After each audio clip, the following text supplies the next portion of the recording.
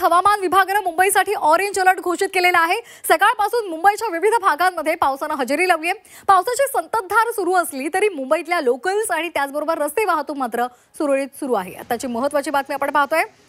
मुंबईमध्ये सकाळपासूनच पावसाची संततधार सुरू आहे। मुंबईसाठी पावसाचा ऑरेंज अलर्ट देण्यात आलेला आहे। सकाळपासूनच मुंबईच्या विविध भागांमध्ये पाऊस सध्या पडतोय, मात्र तरी सुद्धा रस्ते वाहतूक आणि लोकल वाहतूक सुरळीतपणे सुरू आहे।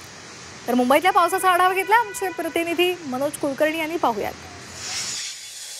मुंबईत पुन्हा एकदा पावसाला सुरुवात झालेली आहे। हवामान खात्याच्या वतीने ऑरेंज अलर्ट जारी करण्यात आलेला आहे आणि पुन्हा एकदा सकाळी 8 वाजेपासून मुंबईत अनेक ठिकाणी जोरदार पाऊस पडत असल्याचं पाहायला मिळते। मी आता दादर चौपाटी या ठिकाणी आणि या ठिकाणी आपण बघू शकतो दुपारच्या वेळी सर्वात उंच अशी लाट धडकणार आहे। जे पुढचे 3 दिवस ह्या लाटा धडकणार आहे त्यातला आजचा सर्वात मोठी लाट धडकणार आहे। जवळपास 4.5 मीटर उंचीची ही लाट समुद्रकिनारी धडकणार आहे। तर सकाळपासूनच मुंबईत पुन्हा एकदा पावसाला सुरुवात झालेली आहे। ज्यावेळी मोठ्या लाटा येतील त्यावेळी जर पाऊस मोठ्या प्रमाणात पडला तर मात्र मुंबईतल्या सखल भागामध्ये पाणी साचण्याची सुद्धा शक्यता आहे। मुंबईकरांनी समुद्रकिनारी सतर्क राहावे असा इशारा सुद्धा देण्यात आलेला आहे।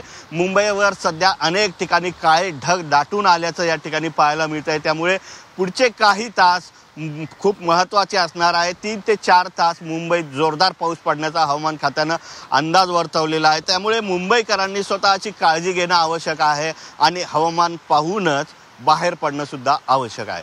व्हिडिओ जर्नलिस्ट सुमित भालेरावसह मनोज कुलकर्णी, झी मीडिया, मुंबई।